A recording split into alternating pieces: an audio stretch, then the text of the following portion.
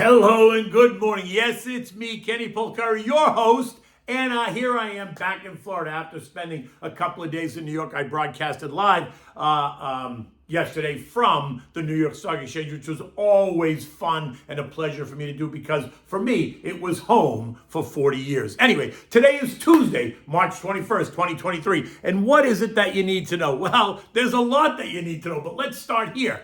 The EU and UK regulators making it very clear that shareholders are the first to lose in the event of a failure. But remember, Switzerland is not part of the EU or the UK, right? AT1s, those bonds that they're all screaming about, settled down in the UK and EU, but they remain under pressure in Switzerland. The Fed, okay, what's next? Is it 0? Is it 25? Is it 50 basis points? And what is the message that each one of these moves potentially sends? Oil bouncing off the lows as the turmoil subsides, and OPEC starts pounding the drum and making noise. And treasury prices decline as money moves back into equities as the sentiment kind of quiets down. And what do we have in dinner tonight? We're having the simple pot roast, which is a great dish to make. Simple, it's one pan, you put it in the oven, so good. Okay, look. Stocks rallied yesterday. Yes, they did. Right out of the gate, going from deeply negative overnight Sunday to positive right before the opening, only to continue to push higher and higher as the morning turned to afternoon. By the end of the day, the Dow gained 385 points, or 1.2%. The S&P up 35 points, or just under 1%. The Nasdaq ahead by 45 points, 4/10. The Russell gained 20 points, or 1.1%. And the transports, though, ended the day slightly lower, down 9 points. The weekend wedding of the two biggest Swiss banks caused concern for banks across the Eurozone yesterday morning, and it whacked the whole sector in early trading. Banks from all these different countries are under pressure, right? Swiss banks, German banks, French banks, Italian banks, Spanish banks, U.S. banks, even banks from countries you've never heard of saw pressure on equities.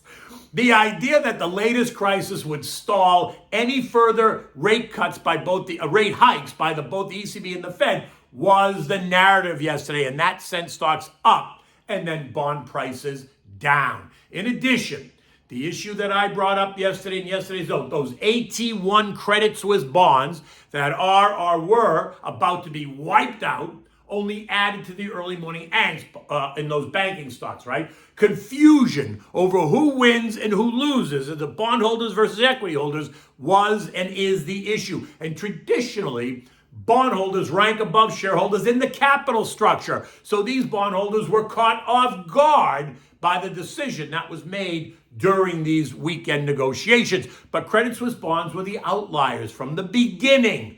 Why? Because Switzerland lies outside of the Eurozone, right? So they're not controlled by Eurozone regulators. But that didn't stop Eurozone regulators from opining on the subject, on the subject of who ranks where. And so they said that common equity instruments, which are shareholders, are the first ones to absorb losses, and only after their full use would additional Tier 1, those ATI bonds, be required to be written down. This approach has been consistently applied in past cases and will continue to guide the actions of European banking regulators in crisis interventions. So this sounds like it's setting up to be a fight. As I pointed out yesterday, this was not going to go down easily. So while everybody knew, they all knew the risk, now they don't want the risk, and they want to be protected, right? Protected meaning that they come second in line, right? Bondholders should be protected first, then AT1 bondholders should be protected next, and then equity shareholders should be the last ones, which means equity shareholders lose first.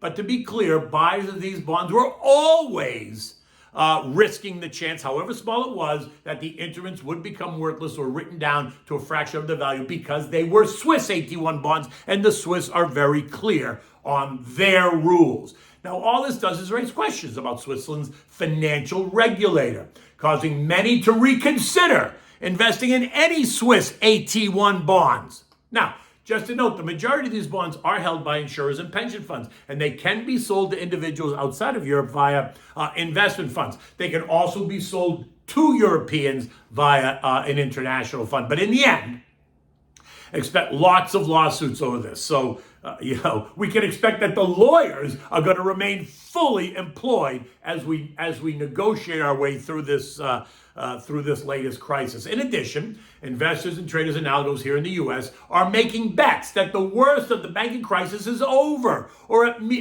least maybe easing. And the shorts that had been put in place over the last couple of weeks decided that maybe they were wrong. Maybe the market did find stability. Maybe the Fed won't raise rates, which would be seen as a positive by them. And so they ran for cover, right? Which turns them into buyers, only fueling the move up in an already kind of risk-on market, right? Because shorts become buyers, that only adds to the buying demand. Regional banks, which have been the hardest hit rebounding from the big losses seen over the last 2 weeks, and they all shored up their deposit bases post the Silicon Valley Bank collapse. The KRE, which is the S&P Regional Bank ETF, rose by 0.3. The BKX, which is the KBW Bank Index, and the XLF, the S&P Financials ETF, each rose by 0.7%. Recall that both the KRE and the BKX have plunged more than 25%, and the XLF has plunged by 15% after Silicon Valley Bank announced that fateful $1.8 billion loss on their completely unprotected, unhedged, inappropriate bond portfolio back on March 2nd. A portfolio that was overseen by apparently nobody, including the very regulators that exist to oversee the banking industry. The only banks not participating yesterday on the upside was First Republic, which lost another 47% on top of the losses seen over the last couple of weeks. Now, look, just to put this in perspective, First Republic was trading at $221 in December of 2021, January of 22. Yesterday, it closed at $12.14. A dramatic move. But does that scream opportunity, or does it scream disaster? Now, ask any shareholder, and I'm almost certain that they're going to say it was a disaster. But is that because the flamethrowers, the VCs, lit the place on fire, or because there were real issues? My gut says they lit the place on fire. So I say open up all their trading accounts. Every last one of them. Husbands, wives, children, parents, aunts, uncles, nieces, nephews. Every last one of them. Because the speed at which this whole thing unraveled is mind-blowing. And it just feels a bit chaotic and disconnected. Why? Because what really changed from one day to the next? Nearly every bank, and by the way, insurance companies, have bond portfolios that are, guess what? Underwater. But any risk management committee at these institutions understands about hedging the risk and taking on risk-appropriate portfolios. They also understand their customer base and assess the possibility of how much cash they need on hand. But when the flamethrowers light the place on fire, not one bank would have enough cash on hand. Not one. And the fact that you can use your iPhone now to log in and just move money in the blink of an eye only exacerbated the issue. But hey, it is 2023. Technology is a wonderful thing, right? Until it isn't. Okay, so there was no economic data yesterday, so the focus was squarely on the banks and on those AT1s and on speculation around what the Fed is going to discuss today and then announce tomorrow. As of yesterday, futures continue to point to a 73% chance of a 25 basis point rate hike, while 27% are in the no hike camp. Now, you know where I am. I'm a 73%er. But the market action that saw stocks rally is suggesting that we're wrong. So the next 48 hours are critical. Well, maybe it's suggesting that we're right and that the market wants a rate hike, but we'll see. Look, if the Fed pauses, then it pauses. A pause is not a pivot, it's a pause. It does not mean anything other than they're being more cautious at a time of high anxiety. And I think that happens at the next meeting, meaning May, not March. Not this meeting. A 25 basis point hike tomorrow gets us to the 475, 5% level, a level that the Fed has made clear was the target.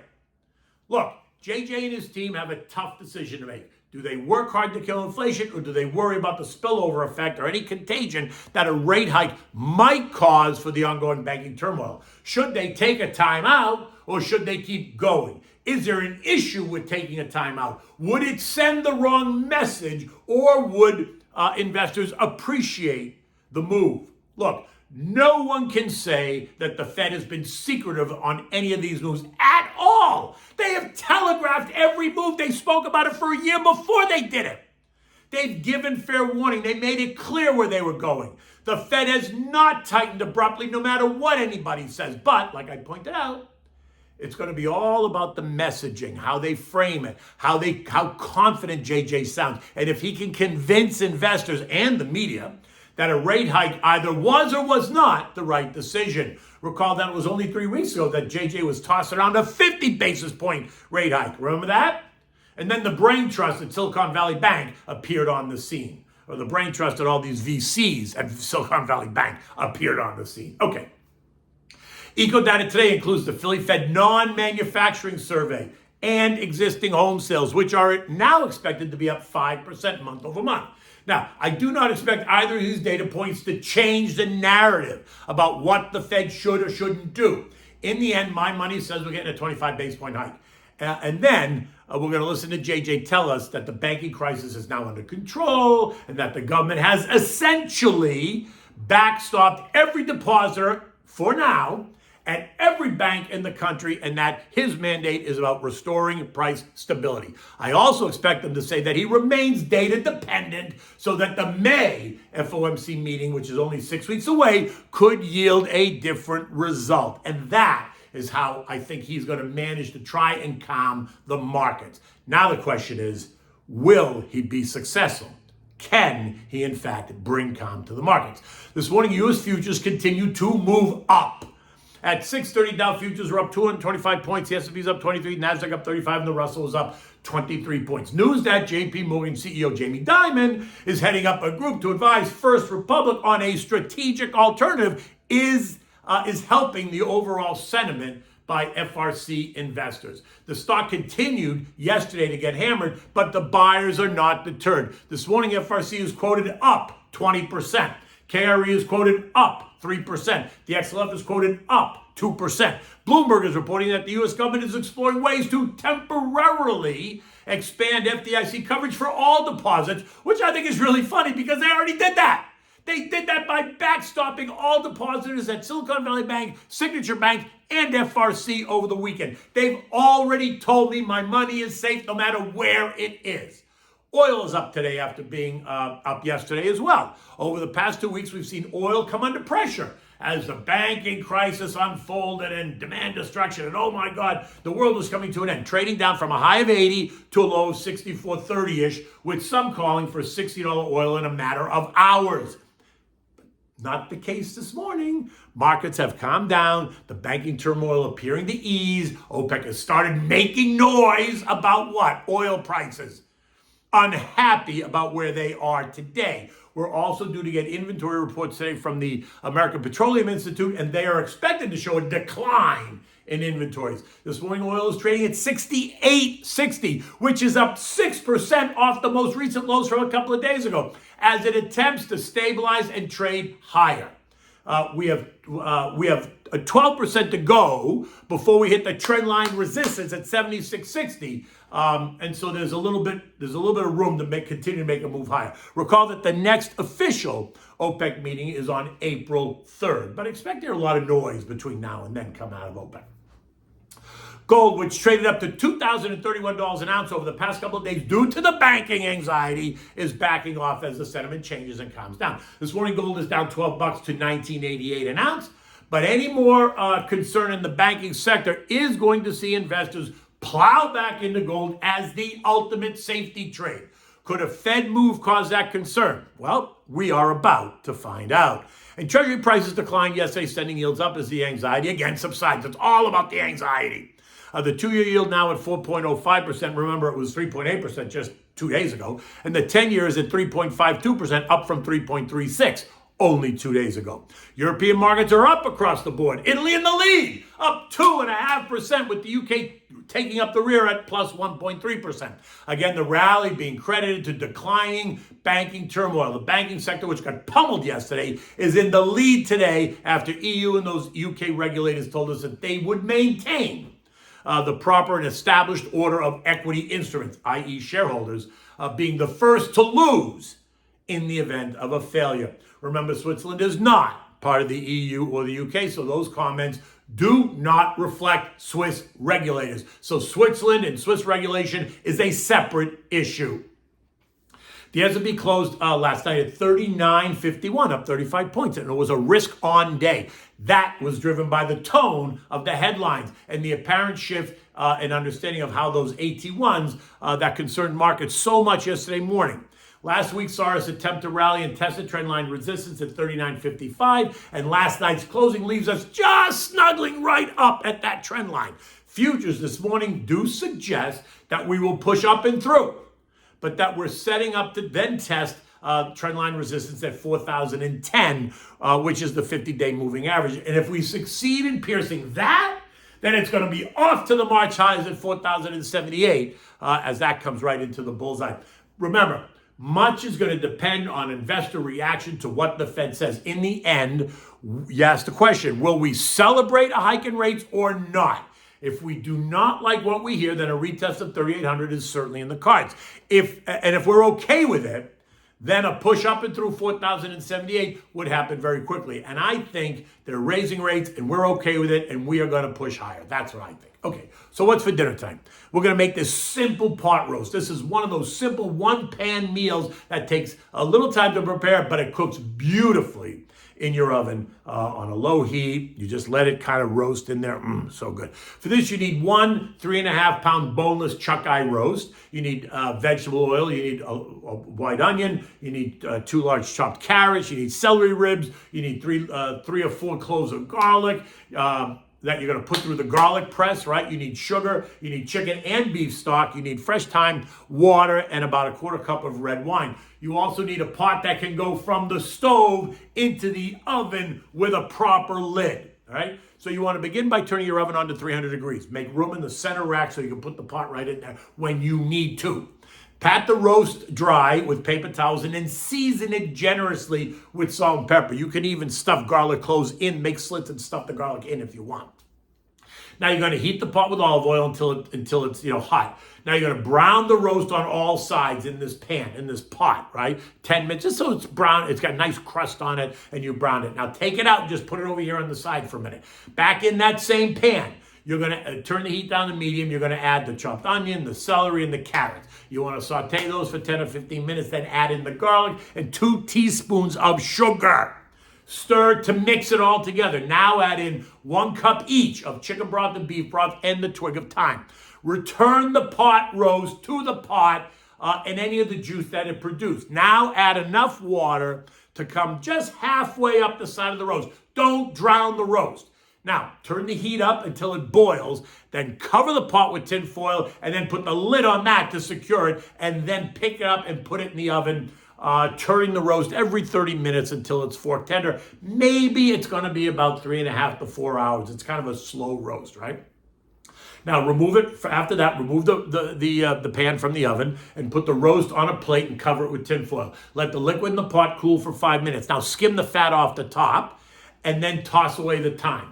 Now put it back on the stove, bring it to a boil, reduce the liquid by half. Now add in a 1/4 cup of red wine, boil it again to allow the alcohol to burn off. Taste it, season with salt and pepper if you need to. Now, slice the meat. Transfer it to a warm serving platter and take a 1/2 cup of the juice and put it over the meat, and then take a cup of juice or bowl of juice and then put it on the table to serve along with anyone that wants more juice on their pot roast when you're having dinner. Now serve this up with a large mixed green salad. Make it simple, nothing complicated. Tomatoes, onions, cucumbers, and dress it with lemon and fresh lemon and olive oil, salt and pepper, and oregano. Just make it simple. This is not a complicated meal. In any event, look at that. It's another gorgeous day here in South Florida, and it's going to be gorgeous all week. It's actually a little bit cool. It's only about 75 degrees out there today, but that's life in Florida. In any event, until tomorrow, take good care.